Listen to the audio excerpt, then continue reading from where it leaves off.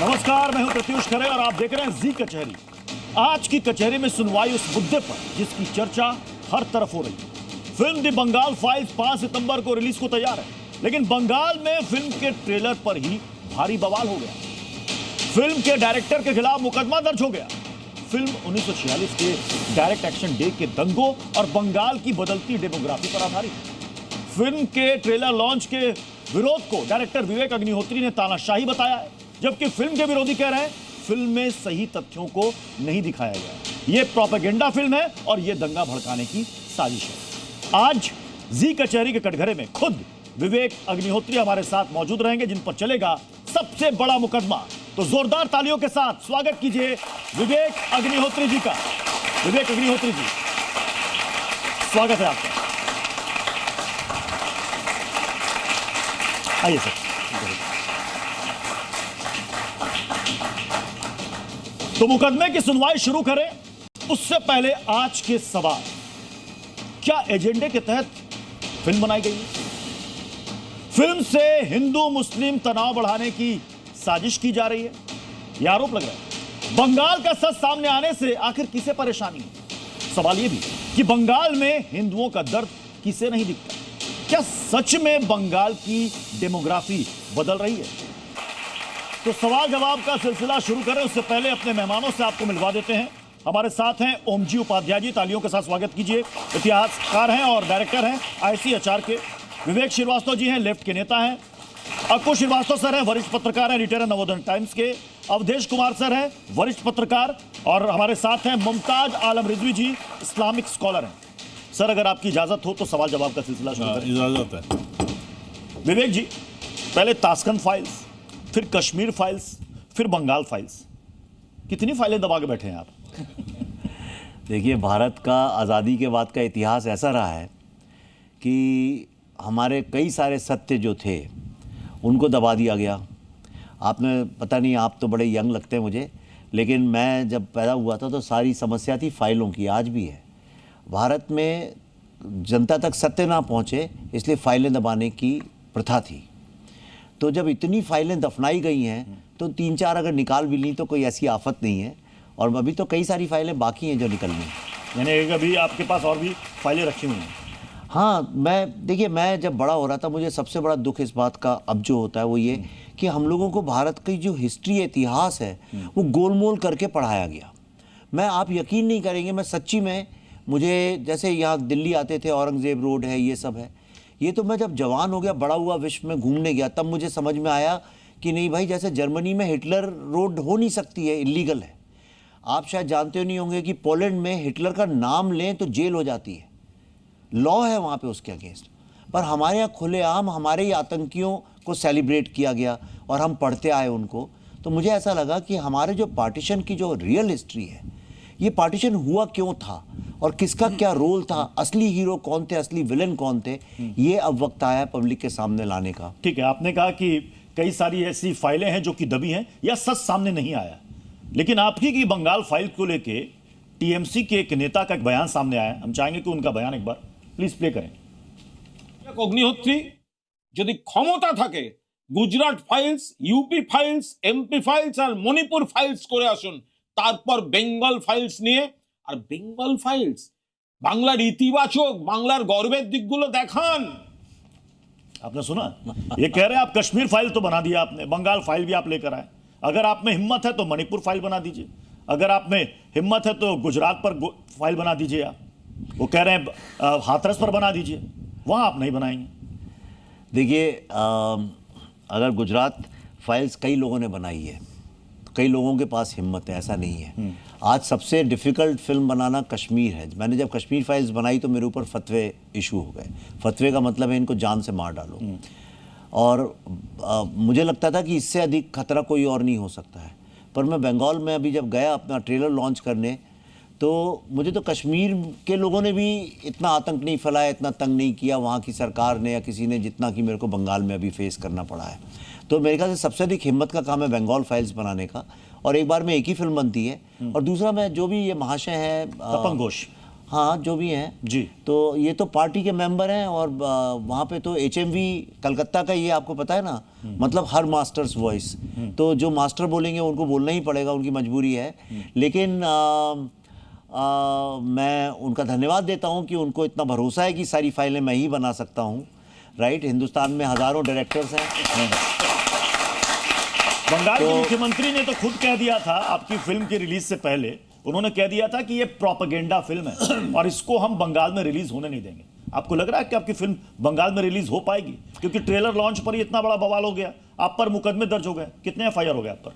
कई सारे हो गए। अभी मैं प्रेस कॉन्फ्रेंस कर रहा था, वहीं मीडिया वालों ने बताया कि आज भी एक आध और हो गए। आज भी एक आध और हो गए। हाँ, तो देखिए उनकी स्ट्रेटजी क्या है, वो क्या चाहते हैं कि मैं हूँ स्टोरी टेलर, एक फिल्म मेकर। वो चाहते हैं कि हर जिले में, हर शहर में इतने FIR कर दो कि हम FIR से ही जूझते रह जाएं। आप ही के फिल्म के ट्रेलर का एक डायलॉग है, वो हम आपको एक बार दिखाना चाहते हैं। जी, प्ले करें। जब ये इलीगल इमिग्रेंट्स 10% हो जाते हैं तो ये वोट बैंक बन जाते हैं। 20% हो जाने पर ये अपने राइट्स की डिमांड करते हैं और 30% होते ही नई कंट्री की डिमांड करते हैं। जब ये इलीगल इमिग्रेंट्स 10%। तो इस डायलॉग के जरिए आप कहना क्या चाह रहे हैं? मैंने आपका एक बयान भी देखा जिसमें आपने ये भी कहा कि बंगाल को फिर से विभाजित करने की कोशिश की जा रही है। बंगाल विभाजित है साइकोलॉजिकल रूप में, अगर आप मानसिक रूप से अगर देखें उसको, एक इमोशनल रूप से विभाजित है। वहाँ पे हिंदू इलाके, मुस्लिम इलाके अलग अलग हैं।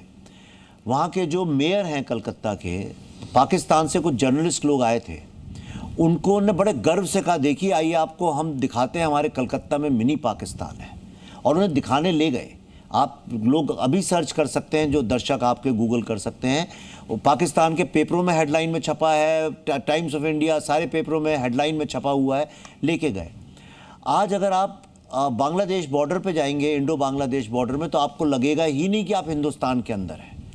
आज मुर्शिदाबाद जैसी जगहों पे अगर आप देखें 70-80% मुस्लिम पॉपुलेशन है, वहाँ के हिंदू किस हाल में रहते हैं आप कल्पना भी नहीं कर सकते हैं इस बात की। भारत में 20% मुस्लिम पॉपुलेशन है, 80% हिंदू पॉपुलेशन, ऐसा मान लिया जाए मोटा मोटा अगर। इसका रिवर्स है मुर्शिदाबाद में। लेकिन मुर्शिदाबाद के हिंदुओं की हालत देखिए और मुस्लिम्स की हालत आप बाकी भारत में देखिए, एकदम उल्टा है वहाँ पे। आप वहाँ जाइए, ओबेरॉय होटल वहाँ का इतना फेमस होटल है, हेरिटेज प्रॉपर्टी है, उसके सामने सड़क पे सिर्फ रेवड़ी वाले बैठा रखे हैं, सारा ये वोट बैंक इलीगल इमिग्रेंट्स हैं। और जो ये थ्योरी बताई है 10, 20 और 30% वाली, ये मैं नहीं कह रहा हूँ, ये तो वर्ल्ड के जितने पॉलिटिकल साइंटिस्ट और सोशल साइंटिस्ट हैं वो कहते हैं। यूरोप में आप सारी सरकारें ये बात बोलती हैं, उससे वो लोग सफ़र कर रहे हैं। ये जो चीफ मिनिस्टर हैं असम के, उन्होंने भी यही बात बोली है। ये कोई नई बात नहीं है। ये इसलिए डायलॉग है क्योंकि जो पार्टीशन हुआ भारत का, जो यंग लोग हैं नहीं जानते हैं, भारत का पार्टीशन हुआ इसी बुनियाद पे हुआ, जहाँ जहाँ इनकी पॉपुलेशन 20 और 30% बढ़ी, वो उनने बोला हमें एक नए देश की मांग करने लगे वो लोग। उनने कहा हमें एक नई कंट्री चाहिए, पाकिस्तान चाहिए। और मैं नहीं चाहता हूँ कि भारत का विभाजन हो। कश्मीर में भी यही हुआ, आपने देखा।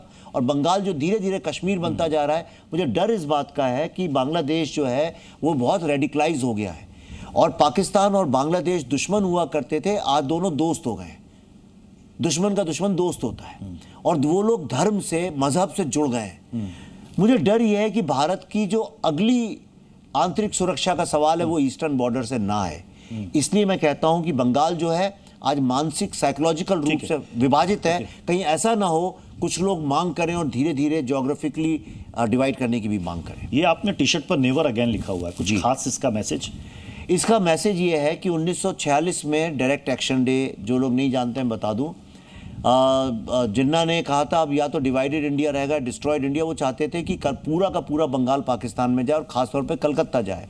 कलकत्ता में थोड़ी सी हिंदुओं की पॉपुलेशन ज़्यादा थी, तो उन्होंने बोला कि 16 अगस्त को 1946, जो कि रमज़ान का 8वां दिन था, जिस दिन बैटल ऑफ बद्र हुई थी, उन्होंने कहा कि इतने हिंदुओं को मारो, 2 दिन कोई पुलिस कोई कुछ नहीं बोलेगा। उन्हीं की सरकार थी तब वहाँ पे।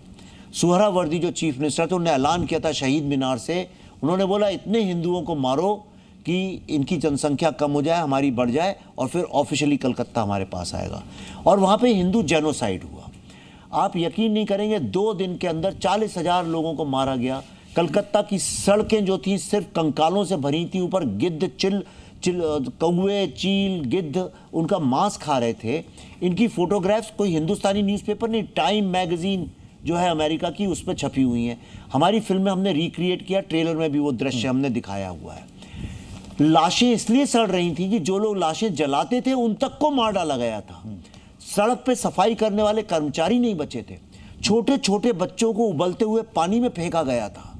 औरतों को नग्न करके, उनको रेप करके, उनकी लाशें जो बुचर्स मार्केट, जो मटन मार्केट होता है, उसमें जहां बकरे लटके होते हैं, उन खूंटों पे उनको लटका दिया गया था बिना कपड़ों के।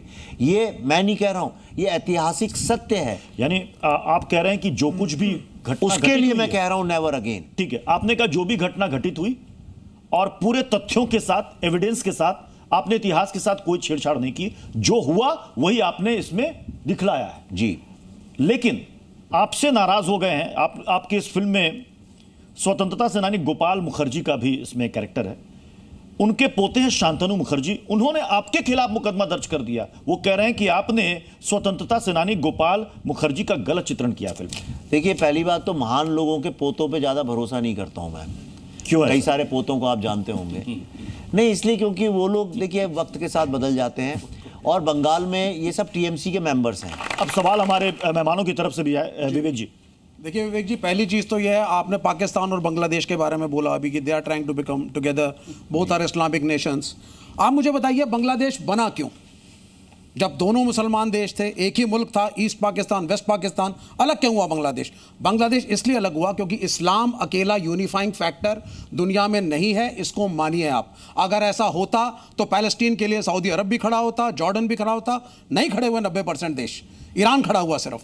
तो ये कहना कि एक इस्लामिक ब्रदरहुड है साहब, जो मुसलमान हैं सारे इकट्ठे हो जाएंगे, सबके सब हिंदुओं के खिलाफ हैं। आपने जितनी बातें बोली टॉर्चर की, दंगे दोनों तरफ से होते हैं, मारे दोनों तरफ से गए हैं पार्टीशन में लोग। यहां वहां से पाकिस्तान से ट्रेनें आई हैं लाशों से भर के, यहां से भी ट्रेनें गई हैं लाशों से भर के। तो ये वन साइडेड पिक्चर जब हम कम्युनिटीज की देते हैं, ये गलत है। ये कहना कि मुसलमान, आप तो ऐसे कहना साहब जैसे कि मुसलमान एक दीमक के समान है। इनकी संख्या, जस्ट अ मिनट प्लीज। नहीं, अरे सुनिए, हाँ, क्या डायरेक्ट एक्शन दे में दोनों तरफ से होल्ड ऑन प्लीज, मैं ब्रॉडर पर्सपेक्टिव में बोल रहा हूं। ब्रॉडर छोड़िए ना, मुझे, अरे पहले मुझे बोलने तो दीजिए साहब, लेट मी स्पीक। ठीक है साहब, तो ये इन लोगों का, ये नहीं, एक मिनट, ये इनकी समरी है। ये महानुभाव यहाँ बैठे हैं अवधेश जी, मुसलमान दीमक के समान है, उनकी संख्या बढ़ेगी तो हिंदुओं को खा जाएंगे। ये आप भाषा, ये नैरेटिव है दीमक की भाषा संघ आपकी है, का, संघ परिवार का, और इस पिक्चर का जो बनाई गई है। अच्छा, ये मतलब आप कह प्रोपेगेंडा रहे पिक्चर आप है। कह रहे संघ के आप इशारे सिर्फ पर communities को विवेक, divide संघ कर के रहे हैं। इशारे पर विवेक अग्निहोत्री जी ने फिल्म बना दी। नहीं, इशारे पे हो या इनका अपना कहना क्या claim चाह हो, रहे इनकी अपनी आइडियोलॉजी हो जिसको ये फॉलो ठीक कर है, रहे हो, विवेक, जवाब ले लीजिए। But what you have made, it is nothing but hatred to divide communities. आप बीफ अगर खाते हैं तो जायज, और मुमताज अगर खाएंगे तो साहब उसके लिए दंगे हो जाएंगे। आप कहेंगे नवरात्रों में नॉनवेज खा सकते हैं तो जायज, क्योंकि आप हिंदू हैं। ठीक है, अब जवाब ले वैसे आप लीजिए। कहेंगे नवरात्रों में मुसलमानों की दुकानों को ठीक है, बंद करा जवाब ले दें। लीजिए, जवाब ले लीजिए। लगता है आपको आज आपकी पत्नी ने अच्छा खाना नहीं खिलाया, बड़े गुस्से में नजर आ रहे हैं आप। हाँ, नहीं गुस्सा में नहीं, मैं तो आपसे पहले इंटरेक्ट कर चुका हूं। आपने फिल्म देखी है? नहीं, मैंने आपकी नहीं, ट्रेलर आपने देखा। एक सेकंड फिल्म, मैंने हाँ ना में जवाब दीजिए। हाँ ना में जवाब दीजिए। मैंने आपकी पुरानी पिक्चरें पुरानी देखी। नहीं, हाँ। पुराना कुछ होता आप जी। पुराने तो आप बच्चे थे, अभी बड़े हो गए ना। नहीं, हाँ। नहीं, आपने फिल्म देखी है? फिल्म इसी- देखी है? नहीं, मैंने नहीं देखी है। नहीं देखी है? नहीं देखी। तो आपको कैसे पता प्रोपेगेंडा फिल्म है? इसलिए क्योंकि और- द नहीं, पीपल, नहीं, बिकॉज़ द आप- पीपल हु हैव आपने रिव्यूड बोल दिया। It, the people who have reviewed it, एक सेकंड, नहीं उतना ही नहीं है। देखिए, मैं बहस करने नहीं आया हूं। जो रिव्यूज, बहस नहीं है, बहस नहीं, एजेंडा की बात है। आपने बहस क्या, आपने जितनी बातें कही हैं वो सब बहस के काबिल हैं, उस पर आप- सब पे आप- बात आप- होनी चाहिए। नहीं, मेरी बात मैं करता हूँ, नहीं, सुनिए ना। बिल्कुल आपने इतनी गलत बात यहाँ पे कही है। आप मुस्लिम लीग को बिल्कुल, सपोर्ट करते हैं? बिल्कुल। आप मुस्लिम लीग को कश्मीर फाइल सपोर्ट की बात करते की, हैं? क्या क्या नतीजा आप निकला, क्या सरकार ने उस पर एक्शन लिया? और फिर आप फैक्ट और फिक्शन इसको इस तरह से पेश कर रहे हैं गोया कि आप हिस्टोरियन, मुहक्किक और देश के जो है, तो भाई आप हिस्ट्री में आप चले भारतीय जाइए, हैं कि ज्वाइन मुस्लिम कर हैं? दीजिए। नहीं, आप पहले मुस्लिम मैं हैं कि पहले भारतीय हूं, आप क्या हैं? आप, मैं तो भारतीय हूँ। हाँ, मैं भी भारतीय हूँ। आप भारतीय आपको क्यों हैं? डाउट हो गया? आप भारतीय- शर्म नहीं आती है कहते हुए कि मैं भारतीय हूँ कि नहीं हूँ? नहीं, मैं पूछ रहा हूँ। क्यों आप पूछ रहे हैं? नहीं, इसलिए- आप हैं कौन? Who are you?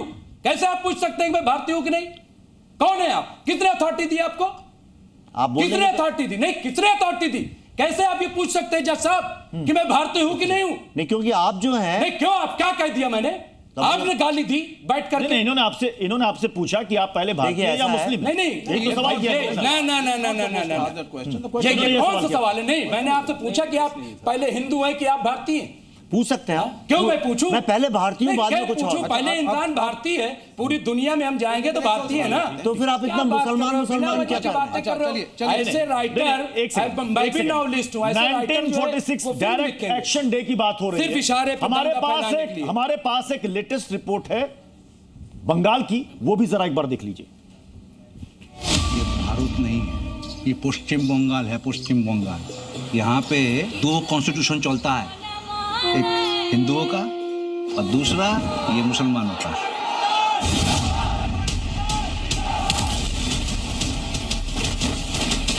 मुस्लिम लोगों ने ईंट पत्थर लेके आया, बड़ा बड़ा तलवार लेके आया, हंसुआ लेके आया, बम और पिस्तौल और हथियार जो है मन सब लेके आया और भांगचूर करने लगा, मार धरने लगा। लड़की लोगों ने हाथ को पकड़ के ले गया, ऐसे करता है, इसको गाँव से कपड़ा टान ले कहा, ऐसे करता है। तो अत्याचार बहुत किया। विवेक जी, ये मुर्शिदाबाद के दंगे में जो हुए थे उनके पीड़ित थे और कल हमारे संवाददाता गए थे और उनसे पूछा, तो ये उनका दर्द है जो बयां कर रहे हैं। अब ये बहस कश्मीर फाइल्स के समय भी हुई थी, जब इनकी फिल्म कश्मीर फाइल्स आई थी, उस वक्त भी यही कहा गया कि एक नैरेटिव सेट करने की कोशिश की जा रही है। फिर दूसरा सवाल उठा कि जो कश्मीर में हुआ, क्या वो देखने या जानने का हक किसी को नहीं है? क्या आपको लग रहा है कुछ ऐसा है जिससे आज भी कई लोगों को वो बात चुभ जाती है, वो चाहते हैं कि ये चीज ना आए? नहीं, इसलिए चुप जाती है कि अब पश्चिम बंगाल में आज़ादी की लड़ाई का जो है, भारत के विभाजन का केंद्र पश्चिम बंगाल अगर हुआ है, बंगाल हुआ है, वो एक एक दिन में 20-20 हजार लोगों का कत्लेआम हुआ है। और वो चीजें सामने इसलिए लाना जरूरी कि उसके कारण क्या थे उस समय। क्या देश के विभाजन का विरोध करना हिंदुओं का दोष था कि हम विभाजन नहीं चाहते हैं? कोई कह रहा है विभाजन नहीं दोगे तो मार के खत्म कर देंगे।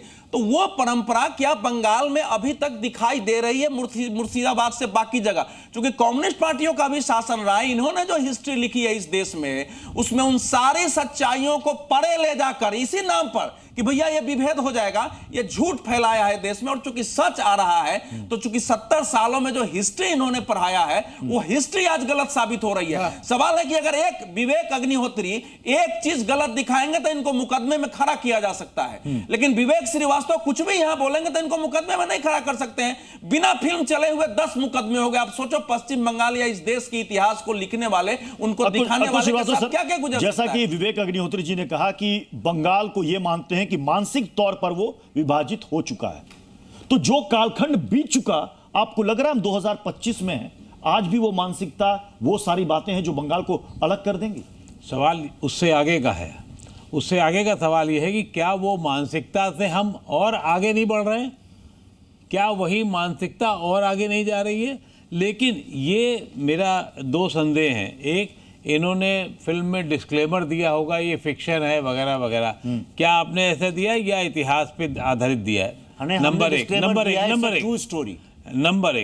नंबर 2 कि क्या ये फिल्म के माध्यम से हम ये नहीं साबित आप करने की कोशिश कर रहे हैं कि 80 साल तक या 75 साल तक बंगाल में या देश के शासनकाल वाले लोग हमेशा नालायक रहे, जिन्होंने इस चीज़ को आगे आने नहीं दिया, और आप उसको अब आगे ला करके क्या साबित करना चाहते हैं? ये देखिए, मैं यहाँ कुछ साबित करने नहीं आया हूँ, लेकिन अगर आपको अपने वंशज, अपने पूर्वजों की इतिहास ही नहीं पता है तो आप कटे फटे रह जाएंगे। और यही कारण है कि भारत धीरे धीरे श्रिंक करता जा रहा है। और आज मैं आपको फिर चेतावनी दे रहा हूँ। अच्छा, मैं आपको एक ऐसा बात बताता हूँ, ये सब अभी धरे के धरे रह जाएंगे। हमारी फिल्म की शूटिंग हुई, सुनो सब लोग, फिल्म की शूटिंग हुई नवंबर-दिसंबर 2024 में। कब हुई? नवंबर-दिसंबर 2024 में। फिल्म फरवरी 2025 में खत्म हो गई बन के, और चली गई सेंसर में। हमने अपनी फिल्म में नवंबर-दिसंबर 2024 में मुर्शिदाबाद की एक काल्पनिक कहानी दिखाई, जिसमें हमने दिखाया किस तरह से, किन कारणों से वहां पे राइट्स हो जाते हैं और किस तरह हिंदुओं को एक्सोडस करना पड़ता है। आप यकीन नहीं मानेंगे, मां सरस्वती का आशीर्वाद था, इसलिए मेरे को यह दिख गया था। उसके बाद अप्रैल 2025 में हूबहू एग्जैक्टली जो हमने अपनी फिल्म में दिखाया था वही मुर्शिदाबाद में हुआ। तो मैं कुछ राजनीति समझता हूं बंगाल की, ऐसे ही नहीं किया मैंने। और मैं आपको एक बात और कह रहा हूं, मतलब मुर्शिदाबाद में दंगे होने वाले हैं, इसके बारे में आभास आपको पहले ही हो गया था और आपने फिल्म में दिखा भी दिया। जी, क्योंकि मैं रिसर्च 5 साल रिसर्च किया मैंने। फिर आपका ये स्टेटमेंट बहुत बड़े कंट्रोवर्सी में आ जाएगा। क्यों कंट्रोवर्सी? विवेक अग्निहोत्री को ये बात पता थी कि मुर्शिदाबाद में दंगे होने वाले। मुझे एक दूसरी और भी बात पता है, जो आज मैं ये टीवी में रिकॉर्ड चाहता हूं, रिकॉर्ड हो जाए ताकि कल को जब हो तो लोग इस बात को समझें। आज नहीं तो कल बंगाल के एक हिस्से को विभाजित करने की मांग उठेगी। इसलिए उठेगी क्योंकि इलीगल इमिग्रेंट्स के द्वारा डेमोग्राफी चेंज करने का काम स्टेट गवर्नमेंट करती है। रूलिंग पार्टी एम्पावर करती है लीगल इमिग्रेंट्स को और सारा ठेका दे रखा है टोलाबाजों को इस काम का। ये डिमांड आज नहीं तो 10-20 साल में उठेगी। एक सवाल मेरा फिर पूछ लीजिएगा। विभाजन एक ऐसी त्रासदी है या विभाजन का पूरा इतिहास एक ऐसी चीज है दुनिया के रिकॉर्डेड हिस्ट्री में, लिखित इतिहास की सबसे त्रासद घटनाओं में से एक है। ये कोई सामान्य घटना नहीं थी। आप 1.5 करोड़ लोग बिना किसी प्रायर सूचना के अचानक उनको भेड़ बकरियों की तरह से सीमा के एक तरफ से दूसरी तरफ खदेड़ दिया जाता है, दोनों तरफ से। लेकिन संख्या उसको देखनी पड़ेगी। दूसरी बात, 12 से 15 लाख लोगों की नृशंस हत्या होती है। बहुत क्रूएल, बहुत जो ट्रेनें चलती थी, इन्होंने तो कहा दोनों तरफ से, लेकिन हम तो उधर की ही देख रहे हैं कि पाकिस्तान के से ट्रेनें चलती थी और भारत आती थी, जीवित 5000 लोग बैठते थे और सारे कटे हुए सर यहाँ पहुंचते थे। इसमें भी पंजाब का जो पार्टीशन है उस पर ढेर सारा काम हुआ। दुर्भाग्य से बंगाल का जो पार्टीशन था उस पर काम नहीं हुआ। डायरेक्ट टैक्सेशन डे की बात हो रही है। 16 अगस्त 1946 को डायरेक्ट टैक्सेशन डे घोषित हुआ था। अमृत बाजार पत्रिका, ये देखिए ना, ये उसकी क्लिपिंग है। कलकत्ता अंडर मॉब रूल, और नीचे लिखा हुआ है 161%, संख्या बहुत कम है ये, किल्ड एंड ओवर 800 इंजर्ड। दूसरे दिन की रिपोर्ट है 2000 किल्ड एंड 8000 इंजर्ड।